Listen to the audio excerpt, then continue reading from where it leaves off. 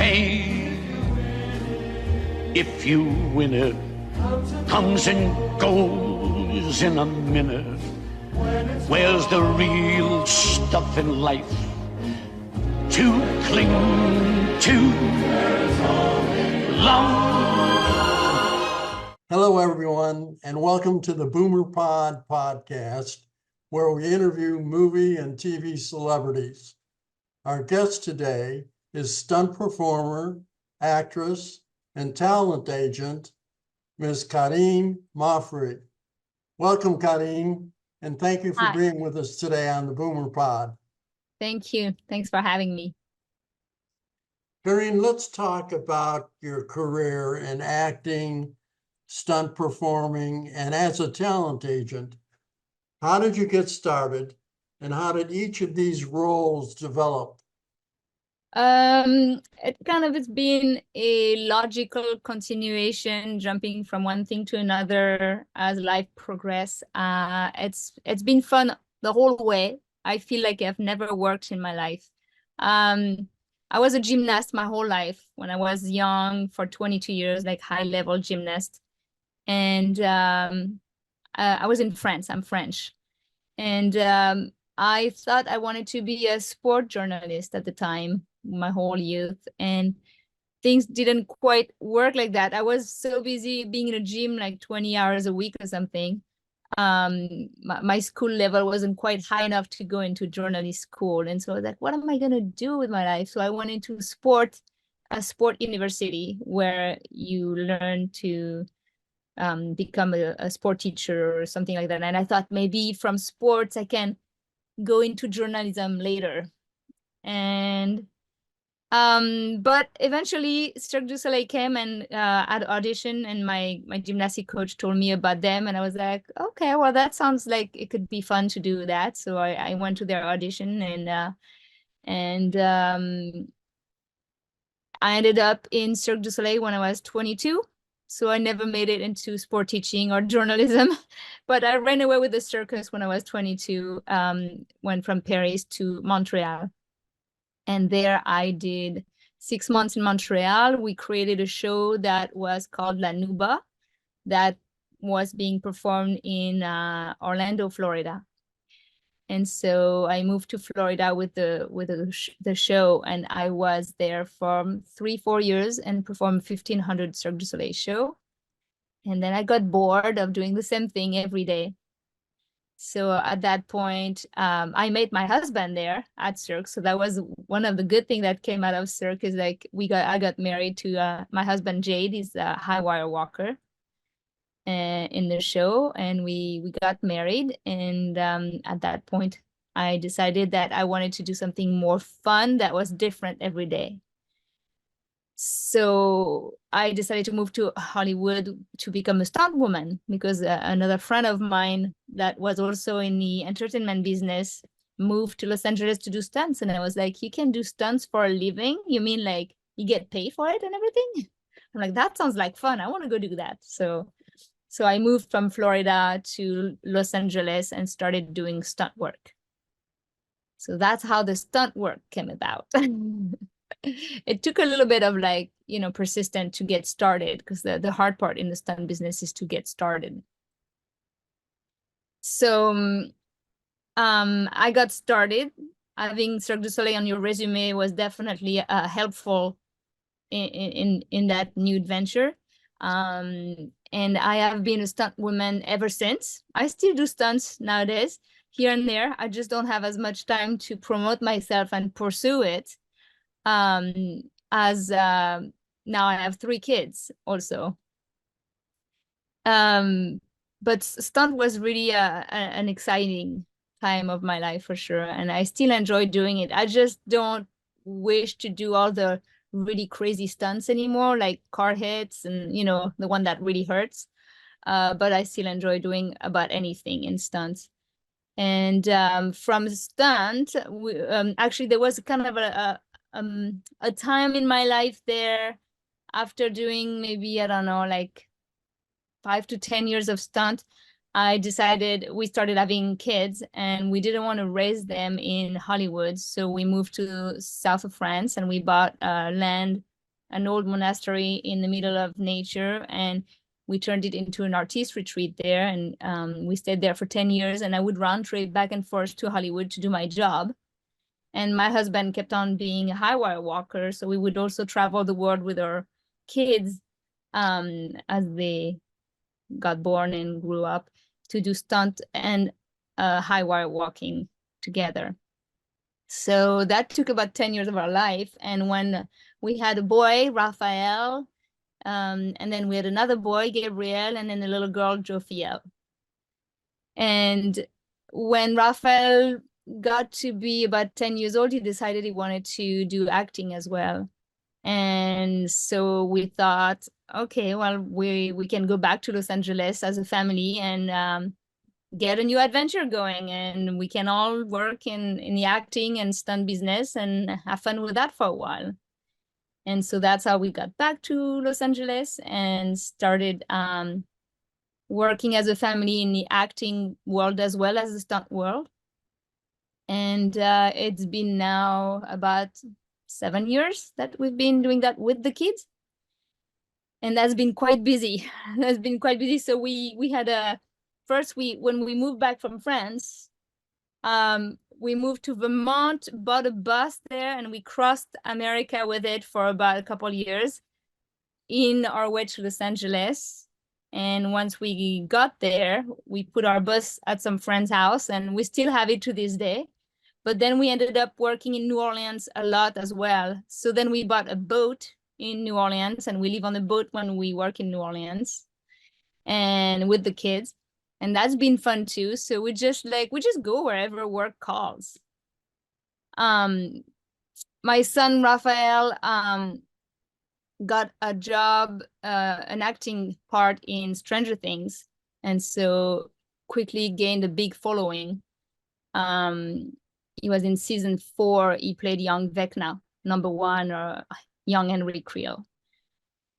And so with that job for him, at the time he was about 13-year-old, and when it came out, he was like 14 or something. And right away, he had a lot of fans. And so he was quickly invited to attend Comic-Con and conventions and fan events and all that. And we started touring for a whole year.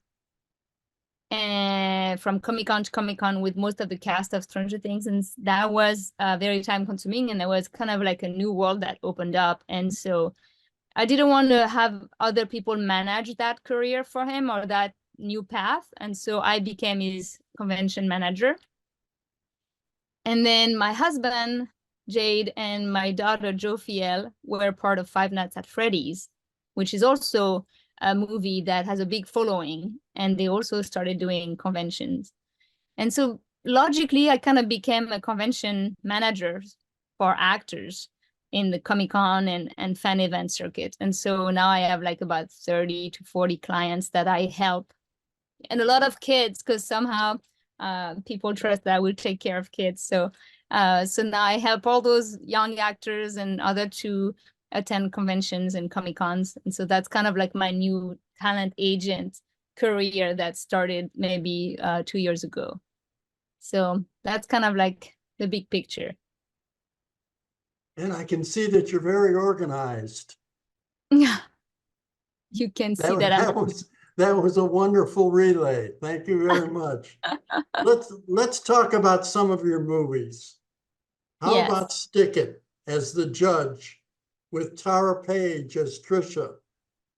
Yeah, I definitely enjoyed that movie. First of all, because it was with Jeff Bridges, who I love, and also because I'm a gymnast, and that's kind of how I got into that movie. As a stunt woman playing one of the judge, and also one of my good friend at the time that was also a French gymnast that I've known for a long time. She was in Cirque du Soleil with me, actually, in La Nouba performing, and she was an Olympic gymnast, and she ended up stunt doubling the lead actress in Stick It. So it was great to work together, and it was great to just be part of a gymnastic movie, because gymnastic was like the biggest part of my life, and that's it's the reason why I'm where I am today. If I didn't do gymnastics, I would not be here talking to you. So it felt really good to be part of a gymnastics movie. And Tara, did you work with Tara? Yes, I worked with Tara. She was sweet. Because she was a guest on the show. Oh yeah. Yeah, Yeah. yeah. Yeah, She's she's quite a talented. lady. Yeah, she's very talented. How about Polar Express? Ah, now that Acrobatic, you were Elf, this is voice with Tom Hanks. this is a very special movie for me because it was one of my first movie when I became a stunt woman, and I kind of like met up with a group of circus friends over there in Los Angeles, and they were working on a few jobs here and there together, and they said, hey, there's that job that they need 10 acrobats to be on that movie to do motion capture. And at the time, Bob Zemeckis was very innovating in the motion capture world. It was like the first movie that was made with motion capture. And he needed 10 acrobats that would be able to play all of the elves and a few of the kids, because you just put dots on your face and then computer does the trick, and they can make you be a bunch of elves or a little kid. And Tom Hanks were actually playing 5 different roles in that movie. He was the little boy, he was Santa Claus, he was the homeless guy, the train conductor. So it was a very new kind of like technology. People were actually very afraid of it at some point, thinking that this is going to be the thing that's going to take people's actors' jobs away, because now they would only use the famous actors or to play a bunch of different roles. And so it didn't really go that way at the end. Plus, we got caught up with other technology in no time. But that movie was really great because I got to work with Tom Hanks and I got to work with Steven Tyler. At the end, we were like his band and some other great people, and Bob Zemeckis, who was just like phenomenal.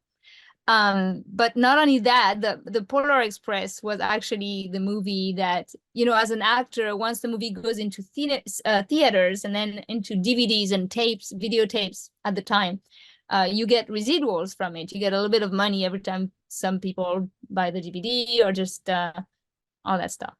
And my very first residual checks from that movie is the is a check that came just in time when we were about to buy our house in France. And we just didn't have the money to put the down payment, the first installment for the house. And we're just like, what are we going to do? We totally didn't even think that we need that much money to get it started. And then I received that check, my first check from Polar Express. It was exactly the amount that we needed to buy the house, or like to put the first installment. So it was very special. It kind of like got us started in our life when we had to buy our house in France. Very nice. Well, tell us about Race to Witch Mountain, doubling Anna Sophia Robb with Dwayne Johnson. Yeah. So that was also a fun one because working with Dwayne Johnson was fun, and his assistant at the time was French. And so we kind of like really got along. And funny story, his assistant and I, being French, the director put us in the back of the cab that Dwayne was driving. And we had a big argument in the back of the cab, and that was going to be the big opening scene of the movie. And so I thought, until I went to the movie theater and realized, oh, they have completely changed the whole movie, and our scene was totally cut. We were really bummed. It was a fun movie, but it was quite boring for me as a stunt woman because I was doubling the little girl Anna Sophia, and the 3/4 of the movie where I'm just sitting in the back of a cab that is racing everywhere. So it wasn't the most exciting for me in a stunt way.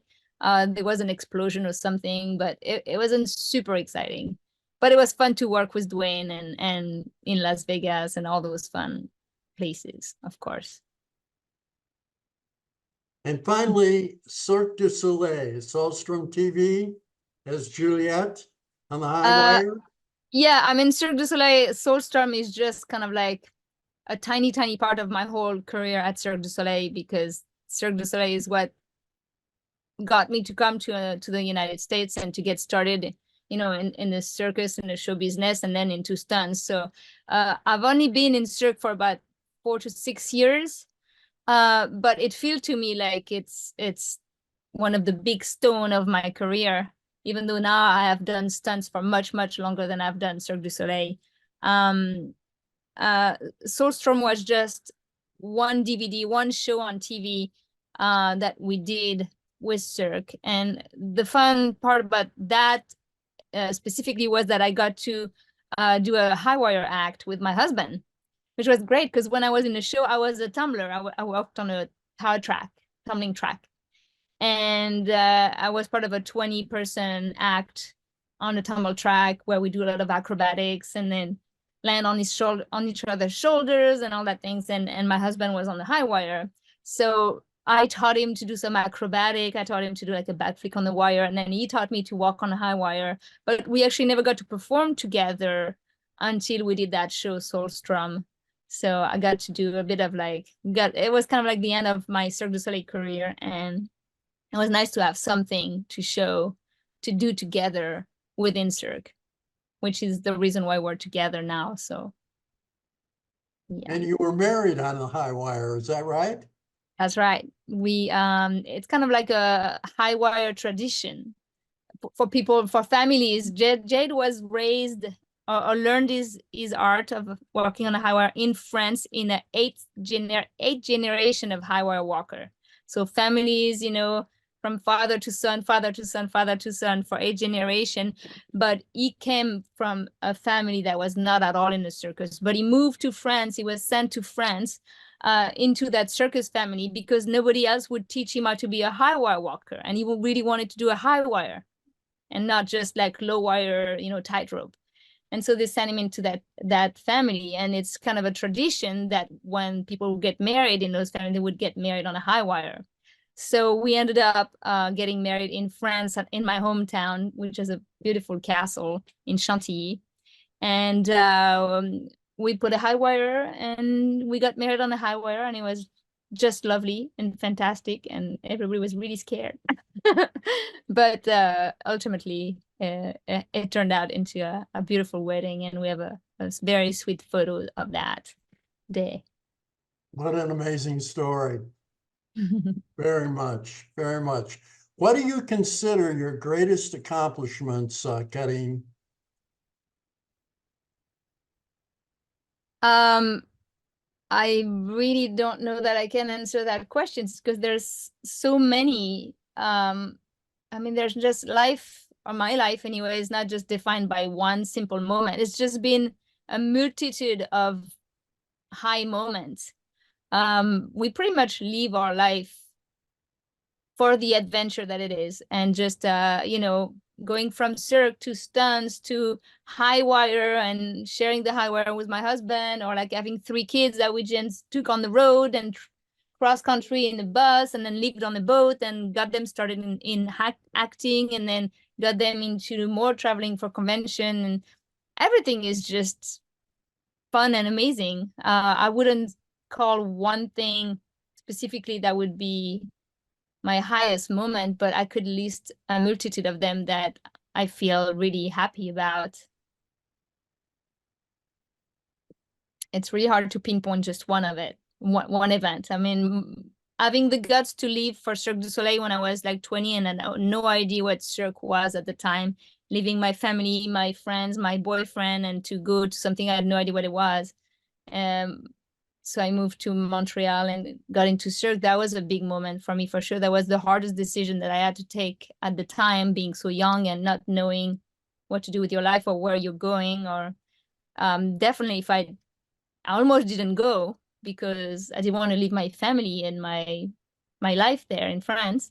But if I would not know. But I'm so happy I did, obviously, because so many great things came after that. And then moving to LA to become a stunt woman, that was also a big accomplishment for me. And it's hard to leave a job with security that has such fame and such a good pay at the time, to go and drop everything and go to the unknown and not knowing that you're going to succeed in that new career where no one, and where it's a men's world too. So it was a little harder at first to it's a little harder to make a living of it. So that was also a big accomplishment. And then deciding to leave all that to go have kids and raise them in nature and create an artist retreat in an old monastery. That was a big adventure that took 10 years, that we are very happy and proud that we went through it. And then leaving all that again to go back to America, go back to Hollywood with 3 kids, in order to become an acting family. That was another big stone that we're very proud of. Living in a bus, living in a boat, all those are fun decisions that are not decisions that people would easily make, because it involves more and more people and more uncertainty and all that. So life has just been fun and great. Well, for someone who said they couldn't answer that question, you did a fantastic job. Congratulations. Now, how about challenges, both past and present? Challenges. Trying to keep going with a stunt career, and get back to a stunt career every time after stopping for a whole year because you're expecting a kid, and then you have a kid, and then you're out of shape, and you have to get back in shape, and you have to get back into that whole world, 3 times. So that was definitely a challenging every time, because it's like everything stops. As the day you hear you're pregnant and you're expecting a child, you have to stop doing stunts. And that takes a good year and a half out of your career. And then you have to start over from ground zero, because people will think that you're still expecting that child 2 years later. So you have to go back to everyone you know in the business, and you have to start working out again and start putting your face out there. But now you're so busy with a child at home, and everything that it takes. So that was a big challenge 3 times. But every time I got back onto the horse and got back to stunts, that was one of the big challenges that I can think about. How about present challenges? Present challenges, having multitude of career that are now kind of like added to each other, and now having 3 kids that all are actors and busy, more and more busy as we go. And the convention world is not just in America, but it's in Europe, in France, in Peru. Last month we went. I mean, it's a lot of traveling almost every other weekend. Plus, the children, they're not 18 years old. So when they work in LA, in Atlanta, in New Orleans, which is mostly where we've been working, one of us have to be present with them, but we also are working ourselves as stunt people on sets in New Orleans or else. So the biggest challenge right now is 2 adults, 3 kids that are all busy and working. There's not enough adults, and it's a lot of flying, I am more of a travel agent at this point than anything else. This is what I spend most of my time doing, managing everyone's schedule and who goes where with who and who's going to be the guardian is our biggest challenge right now. Honestly. I think you're doing very well. It sounds like you're doing very well. And Yes. where do you hope to be in the next 5 years, Karine? We don't make any plans. We take one job, one call into what city we don't know. We just go wherever we're being called. We make it work. We could have I was in Atlanta last week for a week with my daughter working on Will Trent. And then I'll be in Germany next week with Raphael, who has a convention, Comic-Con. And my husband's going to be in New Orleans. And then we have to go to LA it's just like, we just go wherever. In doing my research, I came upon a 9-minute video about your family. What can you tell our audience about the amazing and somewhat unique family bond that can be quite inspirational for us all? Well, I think, I think our life kind of speaks for itself. We homeschool our children, so they are they're just like us, the adults. There is no everybody has their career, that we support each other, and we're just excited to, like, life is just too short, and we're just excited to jump on any adventure we can, and just whatever we're thinking about that we'd like to do, let's just do it together, if possible together. It's just, there's a good balance where everybody's important and we are all here to support each other. We work as a team, we travel as a team, and the goal is to just try to be mindful and try to be kind and to have a good time. Well, tell us about the coast-to-coast trip on the bus with the whole family. That is something that not very many people can accomplish. Yeah. Basically, when we decided to come back to America with all 3 kids, we first flew to Vermont, where Jed's family is from. And we bought an old bus that a pastor had transformed into a house, and he had it for many, many years for him and his family. And we decided, let's buy a bus and let's buy a car that we pull in the back, and let's just go to LA in that bus with the kids and have a good adventure on the way to our new adventure. There's never enough adventures. And so for the first few months, we went down to Florida, and we stopped on the way. We stopped for, let's say, for example, a few weeks in Myrtle Beach, and we made a Christmas show with the family and a couple other friends that we performed over Christmas like 60 times, and the kids were in the show, and that was fun and interesting. And then we kept going to Orlando, where we used to work before, so we have a lot of friends there. We visited all of our friends, and then we left the bus there, flew back to France to the artist retreat, because it was like the season, so we still tried to have that life there keep going, even though we were leaving at the end of the season. And then got back to the bus, and for another couple months we crossed west to Los Angeles, and we broke down many, many times and have some fun adventure with all those breaking down moments. We met some amazing people along the way, and just made more memories until we finally got to LA. And yeah, and then it was like, okay, what do we do now with that giant bus? But it found its spot in LA, and we still have it to this day.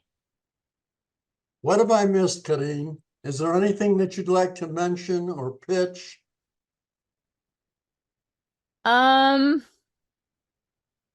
mean, not really. I'm quite, you're just gonna have to, like, there's many, like, everybody's got an Instagram page, or if you want to follow the adventure, I'm sure you can find it out there. There's gonna be many more to come, and the goal is to never stop. So we'll keep some stories for the next time. Will you join us again in the future to share those updates? Absolutely. Great, great. Well, thank you for being with us today on Boomer Pod. Be well, Karine. And thank you for the interesting conversation. Thank you for having me. And you will be happy too.